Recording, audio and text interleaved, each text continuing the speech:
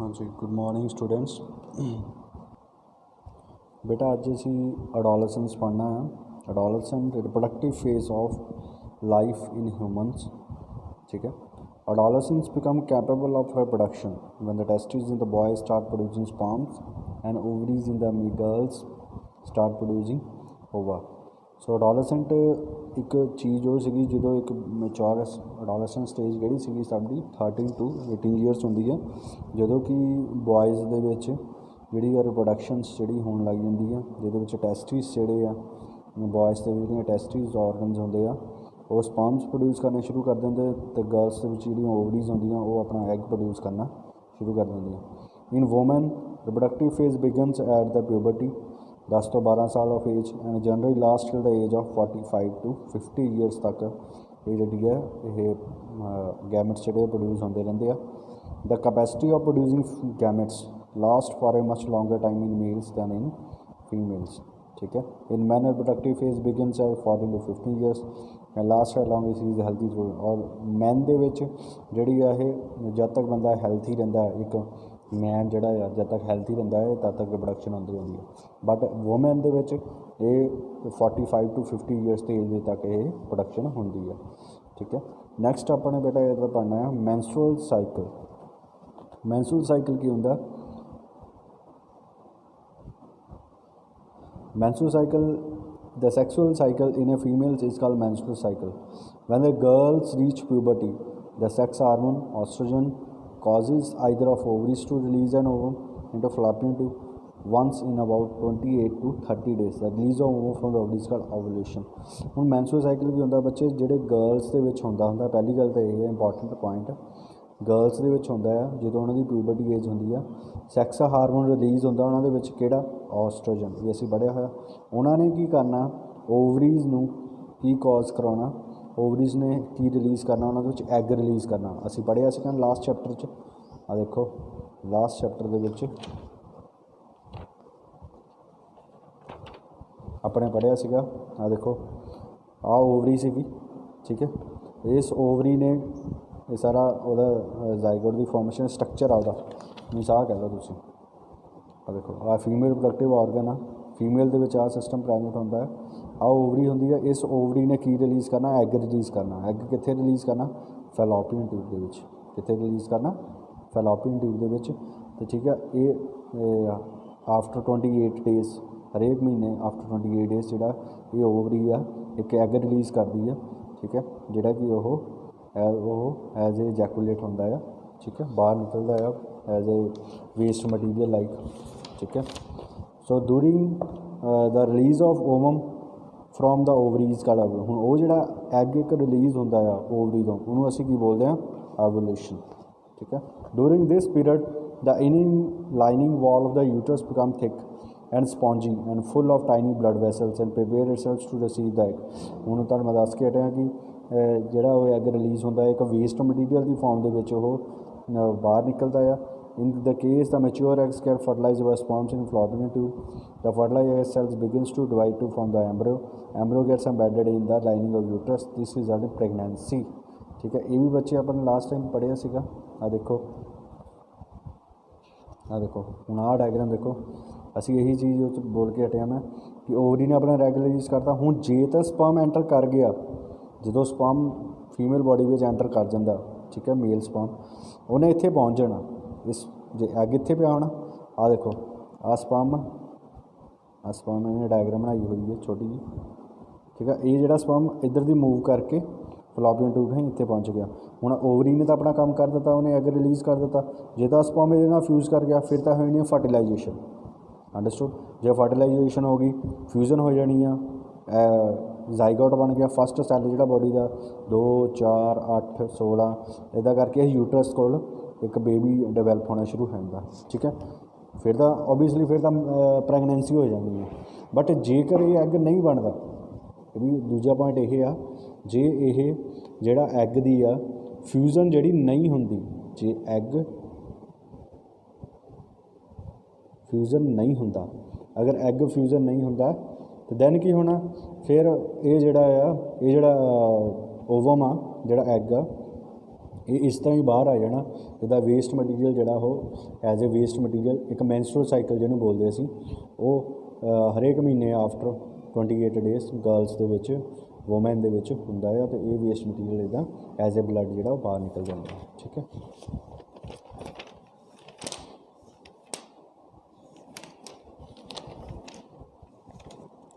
Next आ जाता अगे तुहाडा थर्ड पॉइंट आंदा कहंदा if the ovum does not get fertilized, ये भी दस चुका मैं, जे वो फर्टिलाइज नहीं होंदा तो जी सिफ्ट थिक सॉफ्ट टिश्यूज़ होंगे आ वो जोड़े यूट्रस राही वो बाहर आ जाते हैं। ठीक है, ब्लड के through and the dead ovum come out the vagina in the form of bleeding, जिन्होंने ब्लीडिंग भी बोलते इस गल मैंसुरेशन की बोलते हैं मैंसुरेशन। हाँ टेबल बहुत इंपॉर्टेंट है बच्चे, ये बहुत ज़्यादा इंपॉर्टेंट है, तुम करना ही करना, आंसर क्वेश्चन भी है तुहानूं ये। ठीक है, so menstruation of ova the release of ovum from the ovary into fallopian tube. ठीक है, पहली गल वही होगी ओवम जो रिलीज़ होता ओवरी करती है फ्लॉपिंग ट्यूब के विच। ठीक है, तो जी इनर लाइनिंग वॉल है यूट्रस की वो थिक हो जाती है। हुण दो ये दो पार्ट दसे हुए आ एक्सप्लेन किए आ देखो दोनों पार्ट्स को एक्सप्लेन किया।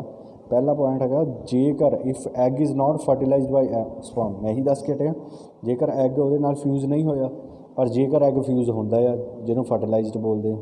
ठीक है, हुण जेकर एग फ्यूज़ नहीं होंदा फिर की होना breaking off thick and soft lining of uterus, वो जी थिकनेस जी बनी होंगी है यूट्रस वो ब्रेक हो जानी है तो वो जो सॉफ्ट टिश्यू पार्ट है एज ए ब्लड जो डैड ओवम वो एज ब्लीडिंग हो के वो बाहर आना उन्होंने असीं मैंसुरेशन बोलते हैं। ये तुसीं इंपॉर्टेंट आ, जेकर हुण फ्यूजन हो गई ठीक है फिर मैंसुरेशन होनी नहीं, फिर थोड़ी मैंसुरल साइकिल होना, फिर menstrual cycle will not take place and the fertilise egg develops into the embryo, फिर वो एम्ब्रो बन जाना, एम्ब्रो के बाद एक फीटस बन जाना, एक बेबी डिवेलप हो जाना। फोर्थ पॉइंट आ जाता तुहाडा अगे when the mensuration is over, हुण जो मैंसुरेशन खत्म हो जाता इनर लाइनिंग और uterus start building up again, फिर वो जो हम मैंसुरेशन हो जानी ना एक बार ब्लीडिंग हो गई सपोज कर लो अज 28 डेज़ हो गए अज ब्लीडिंग हो जाती है रैड ब्लड वगैरह बाहर आ जाता वेस्ट मटीरियल, फिर वो दोबारा जी यूट्रस की लाइनिंग बननी शुरू हो जाती है थिकनेस। ठीक है, फिर वो आफ्टर 28-30 डेज़ दोबारा वो बाहर आ जाता है। If the ovum get fertilise menstruation stop female get pregnant, जो ओवम फर्टिलाइज हो जाता है फ्यूजन हो जाती है फिर मैंसुरेशन नहीं होंगी। ठीक है, तो फीमेल जी वो प्रैगनेंट हो जाती है। So if the fertilisers can be added in the uterus for the further development has be learned in chapter 9। ठीक है, सो मेनार्की एंड मेनापॉज की होंगे the first menstrual flow that begins at a puberty in women, ये दोनों ही definition करनी है। First menstrual flow जो फीमेल के गर्ल्स के पहला मैंसुरल फ्लो होंदा है, अंडरस्टूड, जो पहली बारी एग रिलीज़ होंदा है जो ऑबवियसली फर्टिलाइजेशन नहीं होनी उदों तो वो जोड़ा वो एग वो इस तरह ही एज ए वेस्ट मटीरियल बाहर निकलते हैं उन्होंने मेनार्क बोलते हैं मेनार्ची। ठीक है, हुण जो the stoppage of menstrual flow at the age जो 40-45-50 साल की उम्र से आ गई फीमेल्स के जो वो मैंसुरल फ्लो बंद हो जाता उन्होंने असीं मेनोपॉज बोलते हैं। ठीक है, डिटर्मीनेशन ऑफ सैक्स की होंदा है, डिटर्मीनेशन ऑफ सैक्स बेटा sex of a baby we know that chromosomes are present inside the nucleus of every cell. So chromosomes are thread like structures होंगे जिहड़े कि कैरी करते information in the form of genes. ठीक है, all the human beings के विच किन्ने chromosome होंगे 23 pairs of chromosomes होंगे इन द न्यूक्लियस और इनर सेल्स। ठीक है, so out of these 46 chromosome 44 are autosomes and the autosomes are identical in males and remaining 2 chromosomes are the sex chromosomes as represented by X and Y. In females the which cells contain 2 identical X chromosomes, the sex chromosomes in a female are reproductive XX. ठीक है, हुण ये तुहानूं थोड़ा जिहा दस दिना मैं एक बेबी जिहड़ा सैक्स डिटर्मीनेशन किवें हुंदा है बेबी दा वो किद्दां हुंदा है।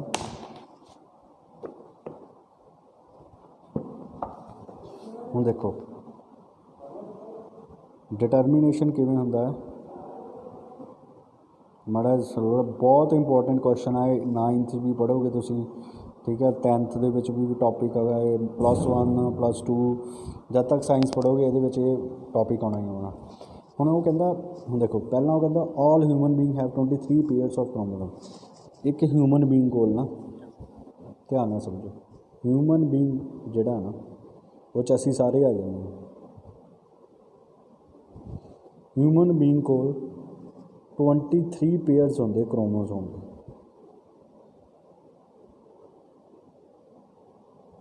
23 ਪੇਅਰ ਆ। ਪੇਅਰ ਦਾ ਮਤਲਬ ਹੋ ਗਿਆ ਇੱਕ ਪੇਅਰ ਵਿੱਚ 2 ਹੁੰਦੇ, 46 ਕ੍ਰੋਮੋਸੋਮ ਹੁੰਦੇ ਆ ਹਿਊਮਨ ਬੀਂਗ ਦੇ ਵਿੱਚ।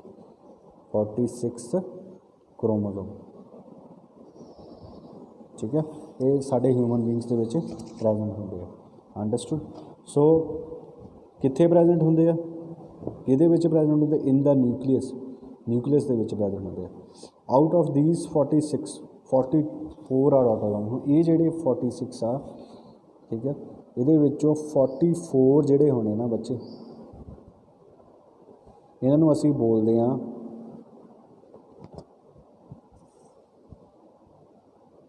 ਆਟੋਜ਼ੋਮਸ। ਇਹਨਾਂ ਨੂੰ ਕੀ ਬੋਲਦੇ ਆ? ਆਟੋਜ਼ੋਮਸ ਬੋਲਦੇ ਆ, ਠੀਕ ਹੈ। ਹੁਣ ਆਟੋਜ਼ੋਮਸ ਕੀ ਹੁੰਦੇ ਆ? ਆਰ ਆਈਡੈਂਟੀਕਲ, ਸੇਮ ਹੁੰਦੇ ਨੇ ਮੇਲਸ ਅਤੇ ਫੀਮੇਲਸ ਦੇ ਵਿੱਚ, ਦੋਨਾਂ ਵਿੱਚ ਸੇਮ ਹੀ ਹੁੰਦੇ ਆ, ਠੀਕ ਹੈ। Remaining 2 chromosomes are sex chromosome. ਜਿਹੜੇ 2 ਬਚ ਕੇ 46 ਸੀਗੇ ਨਾ, 46 ਦੇ ਵਿੱਚੋਂ 44 ਹੋ ਗਏ ਆਟੋਜ਼ੋਮ, ਅਤੇ ਜਿਹੜੇ 2 ਬਚ ਗਏ, 2 ਕ੍ਰੋਮੋਸੋਮ ਜਿਹੜੇ ਬਚ ਗਏ, ਇਹ ਕੀ ਹੋਣੇ ਆ ਬੇਟਾ? ਇਹ ਜਿਹੜੇ ਆ ਇਹ ਸਾਡੇ ਸੈਕਸ ਕ੍ਰੋਮੋਸੋਮਸ ਹੋਣੇ ਆ। ਇਹਨਾਂ ਤੋਂ ਪਤਾ ਲੱਗਣਾ ਕਿ ਇਹ ਸਿਲੈਕਟ, ਇਹ ਜਿਹੜੇ ਆ ਇਹ ਡਿਸਾਈਡ ਕਰਦੇ ਆ ਦੋਨੇ ਕ੍ਰੋਮੋਸੋਮ ਕਿ ਜਦੋਂ ਫੀਮੇਲ ਦੇ ਵਿੱਚ ਫਰਟੀਲਾਈਜੇਸ਼ਨ ਹੁੰਦੀ ਆ, ਸਪਰਮ ਜਦੋਂ ਉਹਦੇ ਨਾਲ ਐਗ ਦੇ ਨਾਲ ਜਾ ਕੇ ਮੀਟ ਕਰਦਾ ਹੈ, ਉਹਨਾਂ ਦਾ ਫਰਟੀਲਾਈਜੇਸ਼ਨ ਜ਼ਾਈਗੋਟ ਬਣਦਾ ਹੈ ਕਿ ਮੇਲ ਬੇਬੀ ਪ੍ਰੋਡਿਊਸ ਹੋਣਾ, ਠੀਕ ਹੈ, ਜਾਂ ਫੀਮੇਲ ਗਰਲ ਜਿਹੜੀ ਆ ਉਹ ਪ੍ਰੋਡਿਊਸ ਹੋਣੀ। ਹੁਣ ਸਮਝ ਲੱਗੀ ਇਹਨਾਂ ਦਾ? ਹੁਣ ਕਿੱਦਾਂ ਆ ਦੇਖੋ, ਹੁਣ ਫੀਮੇਲਸ ਦੇ ਮੇਲ ਦੇ ਵਿੱਚ ਆ ਜਾਂਦਾ ਤੁਹਾਡਾ। ਹੁਣ ਮੇਲ ਦੇ ਵਿੱਚ ਜਿਹੜੇ ਰਿਪਰੋਡਕਟਿਵ ਜਿਹੜਾ ਮੇਨ ਸੈਕਸ ਕ੍ਰੋਮੋਸੋਮ ਹੁੰਦਾ ਮੇਲ ਦੇ ਵਿੱਚ ਇਹ ਕੁਐਸਚਨ ਆਉਣੇ ਆ ਤੁਹਾਨੂੰ।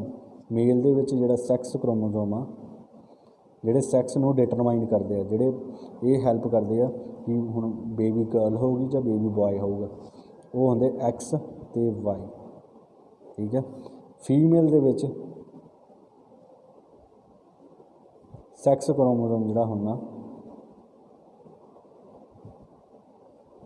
ਠੀਕ ਹੈ, ਉਹ ਹੋਣਾ XX। ਹੁਣ ਅੰਡਰਸਟੂਡ? ਸਮਝ ਲੱਗੀ? ਠੀਕ ਹੈ ਜੀ। ਆਈ ਹੋਪ ਤੁਹਾਨੂੰ ਬਹੁਤ ਵਧੀਆ ਸਮਝ ਲੱਗ ਰਹੀ ਹੈ ਇਹਦੀ, ਠੀਕ ਹੈ। ਨੈਕਸਟ ਆ ਜਾਂਦਾ, ਹੁਣ ਦੇਖੋ ਇੱਕ ਮੇਲ ਪਾਸੇ ਲੈ ਲਓ, ਇੱਕ ਫੀਮੇਲ ਲੈ ਲਓ, ਠੀਕ ਹੈ। ਮੇਲ ਆਪਾਂ ਨੇ ਕੀ ਕਿਹਾ? XY, ਫੀਮੇਲ ਕੀ ਕਿਹਾ? XX। ਹੁਣ ਜੇ ਤਾਂ ਆਹ ਜਿਹੜਾ ਬੇਟਾ ਇਹਦਾ ਆਹ X ਇਹਨਾਂ ਮੀਟ ਕਰੂਗਾ, XX ਬਣ ਗਿਆ। ਇਹ ਵਾਲਾ X ਜੇ ਇਹਨਾਂ ਮੀਟ ਕੀਤਾ ਫਿਰ ਵੀ XX। ਬਟ ਜੇ ਆਹ Y ਜਿਹੜਾ ਇਹਨਾਂ ਜਾ ਕੇ ਮੀਟ ਕੀਤਾ,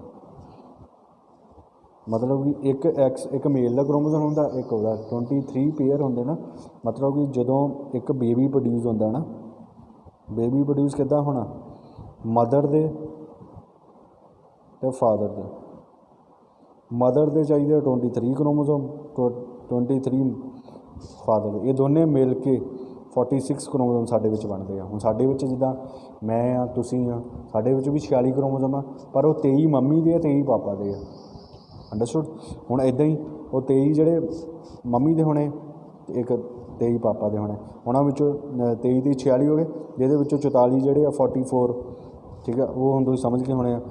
44 ਜਿਹੜੇ 44 ਨੂੰ ਅਸੀਂ ਬੋਲਦੇ ਹਾਂ ਆਟੋਜ਼ੋਮਸ, ਅਤੇ ਜਿਹੜੇ 2 ਬਚਦੇ ਉਹ ਸਾਡੇ ਸੈਕਸ ਕ੍ਰੋਮੋਸੋਮ, ਜਿਹੜੇ ਕਿ ਸਾਨੂੰ ਹੈਲਪ ਕਰਦੇ ਆ ਕਿ ਮੇਲ ਬॉय ਹੋਊਗਾ ਜਾਂ ਬੇਬੀ ਹੋਊਗਾ। ਹੁਣ ਜੇਕਰ ਇਹਦੇ ਵਿੱਚੋਂ X ਕ੍ਰੋਮੋਸੋਮ ਮੇਲ ਦੇ ਵਿੱਚੋਂ ਆਪਾਂ ਕਹਿਣਾ 2 ਕ੍ਰੋਮੋਸੋਮ, ਆਹ 2 ਉਹੀ ਆ ਗਏ ਪੇਅਰ, ਠੀਕ ਹੈ ਨਾ। ਆਹ 2 ਕ੍ਰੋਮੋਸੋਮ 44 ਬਣੇ ਸੀ ਨਾ, ਇਹ 2 ਹੁਣ ਸਪੋਜ਼ ਕਰ ਲਓ 44 ਆਟੋਜ਼ੋਮ ਆ ਮੇਲ ਦੇ ਵਿੱਚ, 2 ਆ ਹੋ ਗਏ 46, 44 ਫੀਮੇਲ ਦੇ ਵਿੱਚ ਅਤੇ 2 ਆਹ ਹੋ ਗਏ ਫੀਮੇਲ। ਹੁਣ ਇਹਨਾਂ ਦੋਨਾਂ ਕ੍ਰੋਮੋਸੋਮਸ ਨੇ ਸਿਲੈਕਟ ਕਰਨਾ ਕਿ ਬॉय ਹੋਊਗਾ ਜਾਂ ਗਰਲ ਹੋਊਗਾ। ਹੁਣ ਦੇਖੋ, ਹੁਣ ਜੇ ਤਾਂ ਪੁੱਤ ਫੀਮੇਲ ਕੋਲ XX ਆ, ਹੁਣ ਜੇ ਆਹ X ਆ ਕੇ ਨਾ ਮੀਟ ਕੀਤਾ X ਨਾਲ, ਅਤੇ ਆਹ ਫੀਮੇਲ ਹੋਊਗਾ, ਫੀਮੇਲ ਬੇਬੀ ਬਣੂਗੀ। फीमेल बच्चा होगा। ठीक है, हुण जेकर इहदा वाई मेल का वाई स्पर्म क्रोमोसोम जिहड़ा स्पर्म दा वो जाके एक्स ना करूगा फिर एक्स वाई बनूगा, ऑबवियसली अंडरस्टूड है ना। फिर एक्स जाके बनूगा तो फिर मेल बनूगा, मेल बॉय। हुण समझ लगी। सो जिहड़ा मेल का जिहड़ा वाई क्रोमोसोम आ ये बहुत ही इंपॉर्टेंट आ कि जो उन्हें फ्यूज़ करना है एक्स के नाल जाके तो उन्हें की बनाना एक्स वाई, उन्हें मेल बॉय बनाना। क्योंकि जे एक्स करता मेल का क्रोमोसोम वाई दे नाल फीमेल दे नाल तो वो कोल तां पहले ही 2 एक्स आ, एक होर एक्स जुड़ गया। ठीक है ना, करना तो एक ही है ज्वाइन, ये भी एक ही ज्वाइन करना। वैसे तुहानूं दस्सिया होया इहदा आह इहदा आह, ठीक है ना। ये तो 2 तां बने आ, एक फीमेल दे विच 2 सैक्स क्रोमोसोम दा आ एक्स जिहड़ा किसी होर दा आया होना मेल का। ठीक है ना, हुण जे मैं इहनूं सिंपल ही तुहानूं मैं दसदा एक गल होर, आ देखो लैट्स सी। हुण मैं तुहानूं एक सिंपल पहलां तुहानूं माड़ा समझा दित्ता किद्दां हुंदा। हुण देखो हुण आ हैगा मेल दे विच एक्स एक्स हुंदे आ, फीमेल दे विच वाई एक्स, मेल दे विच सॉरी एक्स वाई होने आ ते फीमेल दे विच एक्स एक्स। ठीक है, आ देखो गल फिर उत्थे आ जांदी है बेटा, इहदा वाई लेना पैना सानूं, इहदा एक्स। दोबारा समझा रहा मैं तुहानूं, अगर मेल दा बेटा ठीक है मैं तुहानूं दस के हटिया 23 क्रोमोसोम जिहड़े आ वो होंदे आ मेल दे ते 23 होंदे आ फीमेल दे। हुण इहदे विचों अगर जे ये एक्स क्रोमोसोम आ ठीक है मेल दा, ये जिहड़ा एक्स क्रोमोसोम जे ये एक्स फीमेल दे एक्स नाल मलूगा जाके फिर बनूगा फीमेल, बॉर्न फीमेल होगी। ठीक है, बट जेकर ये विचों मेल का वाई क्रोमोसोम जाके इस एक्स दे नाल मीट करूगा ठीक है फिर साढ़े कोल की फाउंड होना मेल बेबी प्रोड्यूस होंदा। अंडरस्टूड।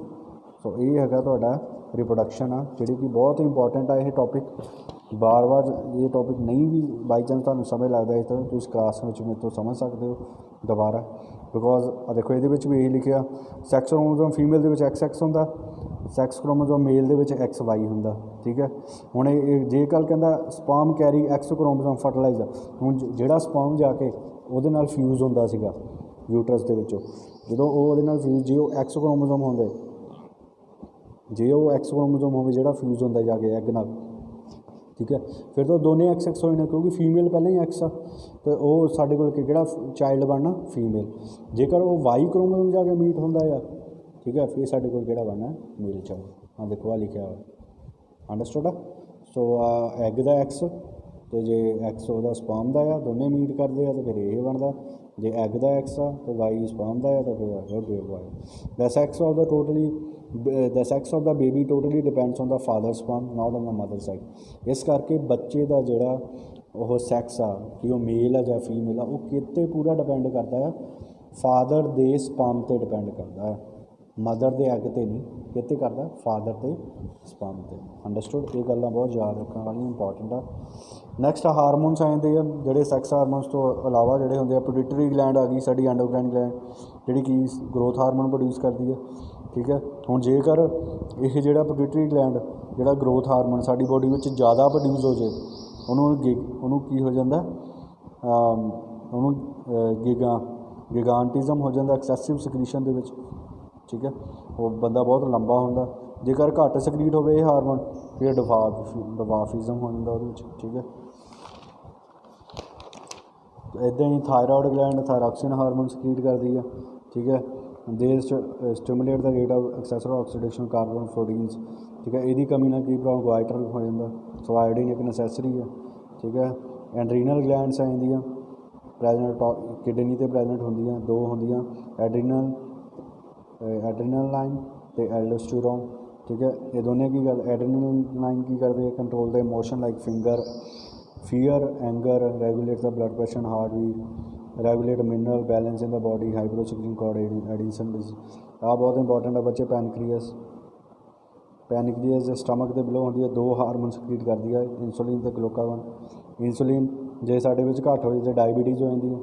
जे साडा जिहड़ा पैनक्रियस आ बॉडी के विच वो ना प्रोड्यूस करे इंसुलिन तो साढ़े शूगर लैवल जोड़ा होंदा ब्लड के वो बढ़ जाता जिहदे करके सानू डायबिटीज़ तुसीं देखिया होना अपने घरों के ये जी प्रॉब्लम मेजर प्रॉब्लम आ सार बहुत लोगों को हुई है।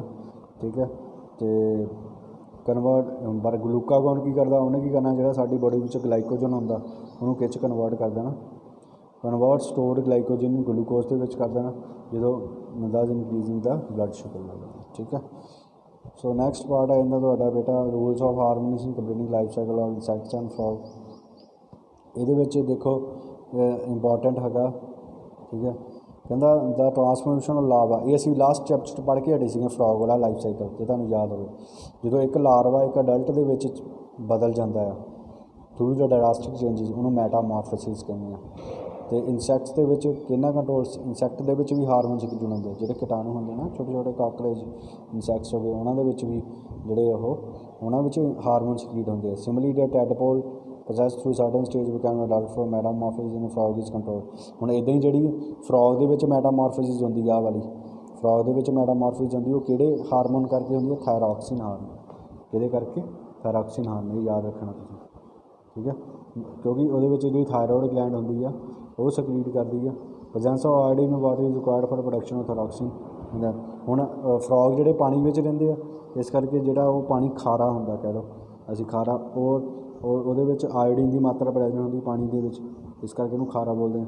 ਅਤੇ ਇਸ ਕਰਕੇ ਉਹ ਥਾਇਰੋਕਸਿਨ ਹਾਰਮੋਨ ਉਹ ਪ੍ਰੋਡਿਊਸ ਕਰਦਾ। ਠੀਕ ਹੈ। If the water in the which the tadpoles are growing does not contain sufficient, ਜੇਕਰ ਉਹ ਪਾਣੀ ਜਿੱਥੇ ਇੱਕ ਡੱਡੂ ਜਿਹਨੂੰ ਫਰੌਗ ਕਹਿੰਦੇ ਆ, ਜਦੋਂ ਉਹ ਗਰੋ ਕਰਦਾ ਹੈ, ਜੇਕਰ ਉਹਨੂੰ ਆਇਓਡੀਨ ਦੀ ਮਾਤਰਾ ਸਫੀਸ਼ੀਐਂਟ ਨਾ ਮਿਲੇ ਤਾਂ ਉਹ ਫਰੌਗ ਨਹੀਂ ਬਣਦਾ। ਇਹ ਬਹੁਤ ਗੱਲ ਯਾਦ ਰੱਖਣੀ ਆ। If the water in which the tadpoles are growing does not contain sufficient iodine, the tadpoles cannot become adult frogs, ਫਿਰ ਉਹ adult frog ਨਹੀਂ ਬਣਦਾ। ਰਿਪਰੋਡਕਟਿਵ ਹੈਲਥ ਹੈ ਇਹਦੇ, ਜਿਹਦੇ ਵਿੱਚ ਫਿਜ਼ੀਕਲ, ਸੋਸ਼ਲ, ਮੈਂਟਲ ਵੈਲਬੀਂਗ ਹੁੰਦੇ ਆ। ਠੀਕ ਹੈ। ਹੁਣ ਕਿਹੜੀ ਸਾਨੂੰ ਰਿਪਰੋਡਕਟਿਵ ਹੈਲਥ, ਇਹ ਤਾਂ ਕੁਝ ਕਾਮਨ ਗੱਲਾਂ ਹੈ, ਤੁਹਾਨੂੰ ਪਤਾ ਹੀ ਹੈ। ਸਾਨੂੰ ਇੱਕ ਸਾਡੀ ਨਿਊਟ੍ਰੀਸ਼ਨ ਵਧੀਆ ਹੋਣੀ ਚਾਹੀਦੀ ਹੈ, ਸਾਨੂੰ carbohydrate, fat, protein, mineral, vitamin sufficient ਇੱਦਾਂ ਦੀਆਂ ਚੀਜ਼ਾਂ ਖਾਣੀਆਂ ਚਾਹੀਦੀਆਂ, ਜਿਹਨੂੰ ਅਸੀਂ ਬੈਲੈਂਸ ਡਾਈਟ ਬੋਲਦੇ ਹਾਂ। ਇਹਦੇ ਵਿੱਚ ਸਾਡੀ ਬੋਡੀ ਦੀ ਡਿਵੈਲਪਮੈਂਟ ਹੁੰਦੀ ਹੈ, ਨਾਰਮਲ ਗਰੋਥ ਹੁੰਦੀ ਹੈ। ਇਹ ਤਾਂ ਹੀ ਹੋਊਗੀ ਜੇ ਅਸੀਂ ਬੈਲੈਂਸ ਡਾਈਟ ਲਵਾਂਗੇ। ਠੀਕ ਹੈ। ਇਹ ਕੁਝ ਪੜ੍ਹ ਲੈਣਾ ਤੁਸੀਂ, ਇੰਪੋਰਟੈਂਟ ਆ ਕਿਹੜੀਆਂ ਚੀਜ਼ਾਂ। ਪਰਸਨਲ ਹਾਈਜੀਨ, ਅਸੀਂ ਆਪਣੇ ਆਪ ਨੂੰ ਸਾਫ਼ ਸੁਥਰਾ ਰੱਖੀਏ, ਸਾਨੂੰ ਕੋਈ ਬਿਮਾਰੀ ਵਗੈਰਾ ਨਾ ਲੱਗੇ, ਇਨਫੈਕਸ਼ਨ ਵਗੈਰਾ ਨਾ ਹੋਵੇ। ਠੀਕ ਹੈ। ਫਿਰ ਉਸ ਤੋਂ ਬਾਅਦ ਪ੍ਰੋਪਰਲੀ ਆਪਾਂ ਐਕਸਰਸਾਈਜ਼ ਕਰਦੇ ਰਹੀਏ, ਤਾਂ ਕਿ ਜਿਹੜਾ ਸਾਡੇ ਵਿੱਚ ਗੰਦਾ ਪਸੀਨਾ ਹੈ ਉਹ ਬਾਹਰ ਨਿਕਲਦਾ ਰਹੇ। ਸਾਨੂੰ ਹਮੇਸ਼ਾ ਹੱਥ ਸਾਫ਼ ਰੱਖਣੇ ਚਾਹੀਦੇ ਆ, ਰੋਟੀ ਖਾਣ ਤੋਂ ਪਹਿਲਾਂ ਸਾਫ਼ ਸੁਥਰੇ ਕੱਪੜੇ ਪਾਉਣੇ ਚਾਹੀਦੇ ਰੋਜ਼। Girl should special care of cleanliness during time, ਜਦੋਂ ਗਰਲਸ ਦੇ ਵਿੱਚ ਮੈਨਸਟ੍ਰੂਏਸ਼ਨ ਸਾਈਕਲ ਹੁੰਦਾ, ਉਹਨੂੰ ਆਪਣੀ ਸਫਾਈ ਦਾ ਧਿਆਨ ਰੱਖਣਾ ਚਾਹੀਦਾ। ਫਿਜ਼ੀਕਲ ਐਕਸਰਸਾਈਜ਼ ਜਿਹੜੀ ਸਾਡੀ ਕਰਨੀ ਚਾਹੀਦੀ ਸਾਨੂੰ, ਜਿਹਦੇ ਵਿੱਚ ਸਾਡਾ ਬੋਡੀ ਅਤੇ ਮਾਈਂਡ ਫਿੱਟ ਹੁੰਦਾ ਹੈ। ਠੀਕ ਹੈ। ਸਾਨੂੰ ਵਾਕਿੰਗ, ਰਨਿੰਗ, ਸਾਈਕਲਿੰਗ, ਯੋਗਾ, ਸਾਰੀਆਂ ਚੀਜ਼ਾਂ ਕਰਨੀਆਂ ਚਾਹੀਦੀਆਂ। ਡਰੱਗਸ ਵਗੈਰਾ ਤੋਂ ਦੂਰ ਰਹਿਣਾ ਚਾਹੀਦਾ ਹੈ। ਟਬੈਕੋ, ਅਲਕੋਹਲ, ਕੋਈ ਵੀ ਇੱਦਾਂ ਦੀ ਚੀਜ਼ ਨਹੀਂ ਖਾਣੀ ਚਾਹੀਦੀ ਜਿਹੜੀ ਸਾਡੀ ਬੋਡੀ ਵਾਸਤੇ ਹਾਰਮਫੁਲ ਆ। ਟਬੈਕੋ ਵੀ ਨਹੀਂ ਕਰਨਾ, ਸਿਗਰਟ ਵੀ ਨਹੀਂ ਲੈਣੀ ਚਾਹੀਦੀ, ਖਾਣੀ ਚਾਹੀਦੀ। ਠੀਕ ਹੈ। ਔਰ ਜਿਹਦੇ ਕਰਕੇ ਸਿਗਰਟ ਦੇ ਨਾਲ ਸਾਨੂੰ ਲੰਗ ਕੈਂਸਰ ਹੋ ਜਾਂਦਾ, ਹਾਰਟ ਅਟੈਕ ਆ ਜਾਂਦਾ। ਟਬੈਕੋ ਖਾਣ ਨਾ ਕਰਨਾ। ਠੀਕ ਹੈ। ਸਾਡੇ ਮਾਊਥ ਕੈਂਸਰ ਹੁੰਦਾ, ਜਿਹਨੂੰ ਓਰਲ ਕੈਂਸਰ ਬੋਲਦੇ। ਅਲਕੋਹਲ ਦੇ ਨਾਲ ਸਾਡਾ ਨਰਵਸ ਸਿਸਟਮ ਡੈਮੇਜ ਹੋ ਜਾਂਦਾ, ਇਹਦੇ ਵਿੱਚ ਸਾਡਾ ਸਟਮਕ, ਲੀਵਰ, ਕਿਡਨੀ।